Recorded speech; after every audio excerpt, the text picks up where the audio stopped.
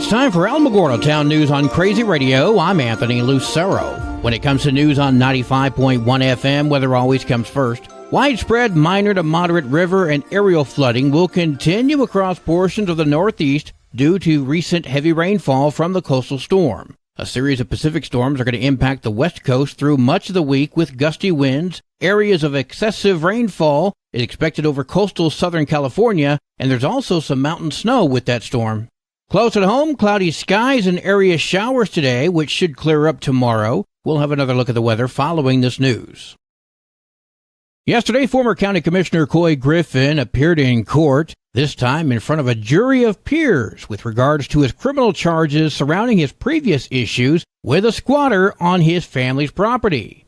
The big question, in a state that's going broke, well, they needed the victim present. They fly this guy and his chaperone for all the way from Washington, D.C. back here to Otero County so he can be present at this hearing so they can go forward with these charges. The final outcome? Started out with 5 charges. The state brought the evidence on those charges at the beginning of trial, and then after they brought that evidence, the judge considered it, dismissed 3 of those charges on just a lack of any evidence at all. And then we proceeded forward in trial on the 2 charges of trespass and harassment. I won a full acquittal on the harassment charge, and it was a hung jury on the trespass. You can hear this interview in its entirety on the Crazy KALH YouTube channel. Alamogordo Public Schools invites students to join the Winter Break Reading Challenge. Remember when that was called Christmas Break? You get to set your own goals for the number of pages, chapters, or books you want to read during the break. You can click on the link on the Alamogordo Public Schools Facebook page to find the instructions and tracking form. Students who turn in a tracking form will receive a certificate. The Tularosa Community Christmas Dinner is available on Monday, Christmas Day, from 11 to 1. We spoke with Billy Curry. We take an opportunity to feed those who are elderly, are shut in, who are less fortunate than most of us are, and we provide a meal. Call and leave a voicemail stating your name, contact information, how many meals you'll need, and what address it needs to be delivered to if you do, in fact, need it delivered. 575-921-8692.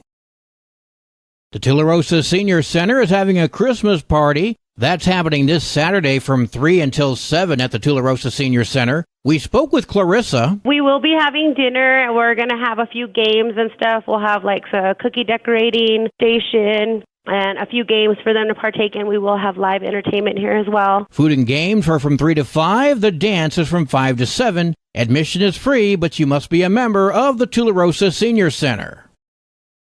The Alamo Senior Center is having a New Year's Eve dance, except it's not on New Year's Eve. We will be holding it on Friday, December the 29th. Dinner's from 2 to 3, and the dance will be from 3 to 6 or until everybody leaves. It's $15 a single and $25 a couple. That's Gloria from the Alamo Senior Center speaking with Crazy Radio. Tickets are available at the front desk. Information's available by calling 575-439-4150. And music is being provided by Selmo. You can hear this interview in its entirety on the Crazy Radio YouTube channel. Well, today is Wednesday. Time for a report from Love Inc. We go now to Susan Payne. Hey, good morning, everybody. This is Susan with Love Inc. of Otero County giving you our weekly report. This is the week before Christmas. We're so excited. It's been a year for sure, and we've been super busy, but we're very thankful to our community for all the support throughout the year, and we look forward to this last week and then leading up to, of course, Christmas and celebrating the birth of Jesus. Just a reminder that Love Inc. does close the week between Christmas and New Year's. That's December 22nd. We will be closed until January 2nd. We are looking forward to a great 2024, and if you need help during that time, of course, you can call one of our larger churches. They always know how to get a hold of us. Until then, everybody have a Merry Christmas, and we will give you a small report next week. God bless everybody. News from around the state in just a moment. This is Alamogordo Town News on Crazy Radio. I'm Anthony Lucero. AlamogordoTownNews.com is a locally owned website featuring local news matters from a local perspective that affects you, and we bring it to you directly. Plus, local sports, cultural arts, and events. Online, AlamogordoTownNews.com. Owned and operated by Second Life Media. We are Otero County. Directory Plus is the right size book. It's the book if you need a full book. That's what just one person has to say about Directory Plus. With its red cover, features, colorful yellow pages, and lots more, it's no wonder people all over use Directory Plus. It has so much more information. You can cross-check phone numbers or addresses or pretty much anything. Look on the plus side, Directory Plus. I'm a big fan of Directory Plus. The New Mexico Department of Corrections has identified the inmate who passed away on Tuesday, December 5th at the Southern New Mexico Correctional Facility near Cruces. He was 22-year-old Richard M. Cresap. Cresap was serving a 15-year sentence for the murder of 15-year-old Alex Jackson. The New Mexico State Police are treating this death as a possible homicide and are leading the investigation. The Camino Real Regional Utility Authority, which serves Santa Teresa, sent out a notice informing customers that concerning levels of arsenic were present in their drinking water. The standard maximum contaminant level of arsenic must not exceed 0.010 milligrams per liter. However, samples taken during the third quarter of 2023 indicated that the arsenic level was 0.015 milligrams per liter. That is something that we do have to put out through the NMEDs. As far as the health risk, I'm not a doctor, and I'm also not an operator, so I would have to get a medical or an operator's perspective and definition regarding that. However, I do know if it was an immediate danger, we would have to basically, put out an advisory out there. But in this case, it's not required other than to put out a notice. Juan Crosby, the acting executive director of the Camino Real Regional Utility Authority, speaking with KVIA. And as such, should he not know the lethality levels of arsenic? Less than 1/8 of a teaspoon of arsenic can be fatal to a healthy adult. Even less can kill a child or an adult with impaired health or even an elderly person. People who consume drinking water with arsenic over many years could experience skin damage, circulatory system problems, and an increased risk of cancer. An investigation is currently underway to provide more answers to the community, and a new report will be released in the coming weeks. Long wait times at legal ports of entry are one of the many causes for illegal immigrants to seek other avenues of gaining access to the U.S. In Sunland Park, illegal migrants use the terrain of Mount Cristo Rey to get past border agents undetected. Border Patrol Agent Fidel Baca spoke with KRWG. We understand the reason why people are coming across, but we are here for a reason. We took an oath to uphold the Constitution and the immigration laws of the United States, and that's the job that we're out here to do. But a lot of the times we have to change our hats from that law enforcement hat to that humanitarian hat. I have to go from that mindset of I'm looking for people to make an arrest to I'm looking for people because they are in need and I need to rescue them. Crossing the border can also be extremely dangerous. The International Organization for Migration said that the U.S. border is the deadliest land route in the world, with 686 deaths and disappearances documented last year. Sunland Park Fire Chief Danny Medrano said his department responds to a significant number of those migrants who are in distress, but his small department uses its own funding to meet the challenges of responding to these types of calls, which creates a strain on resources. I don't see a whole lot of support from the state or federal government. I have been told by both the state and federal governments to apply for grants and to support the federal mission of responding to these calls. I don't have staff or resources to do those kind of things, to be competitive with larger cities.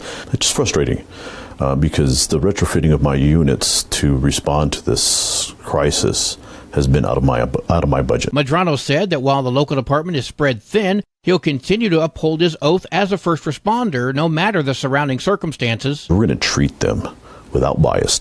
We don't ask their status. We don't ask what state they're from. We don't ask what their favorite football team is. We're going to treat them the best to our ability. By the same token, if anybody comes over the border, legal or not, we treat them the same way, with the same compassion that we do a United States citizen. Probably not going to find a whole lot of American citizens illegally crossing the border. Just saying.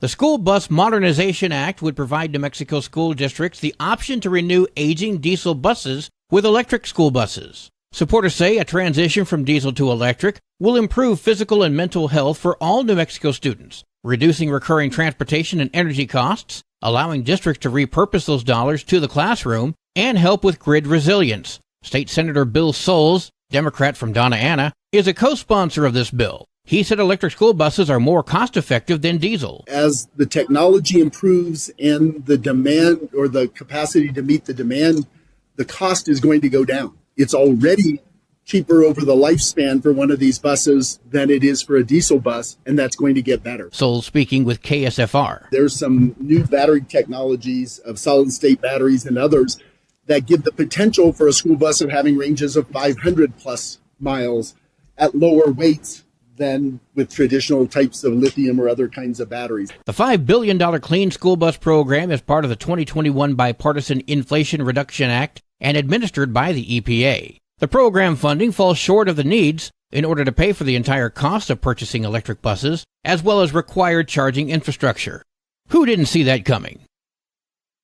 A potentially potent El Niño is forecast to be the main driver of weather across the nation over the next few months. How could that impact New Mexican families? Well, we know up north we're probably going to get a lot colder weather this season, and so we want to make sure that we're helping people keep warm in their home. It's the summer months down south that people want to cool their home, but up north we want to heat them. And we do have an energy assistance program that can provide support for those energy costs. Carmela Martinez, the director of the Income Support Division at New Mexico Health and Human Services Department, speaking with KRWG. There are 3 programs available that will provide food and heating support for families and seniors in need across the state. So the first one is a really great one. It's a senior commodity program. This is for seniors age 60 years of older who reside in the state of New Mexico. Their income is at or below 130% of the federal poverty guidelines. We can provide them with a monthly food box. There's distributions across the state. And even if you're currently receiving SNAP food assistance, you can still receive this as a supplement.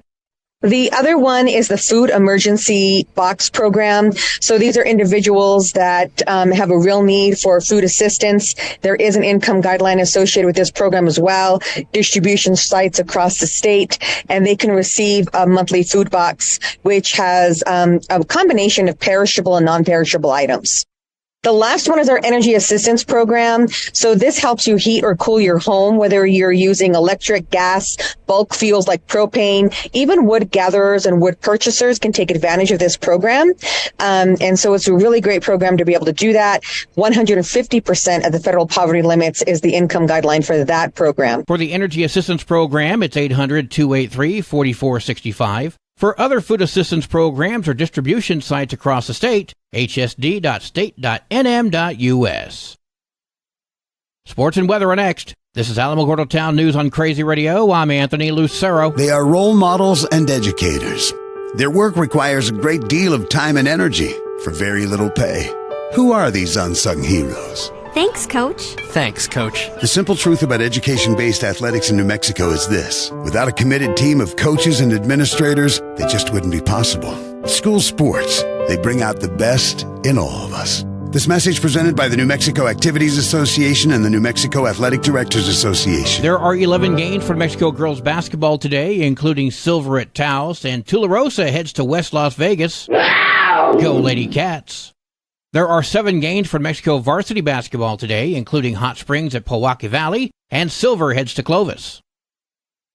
Your Crazy Radio spot-on weather forecast for the Tularosa Basin today calls for mostly cloudy skies with a 30% chance of showers. New precipitation amounts less than 1/10 of an inch expected. Partly to mostly cloudy skies tonight with a 50% chance of showers. New precipitation amounts less than 1/10 of an inch expected. Tomorrow, sunny skies. Your high today in the basin, 63, low tonight of 41, high tomorrow, 61 degrees.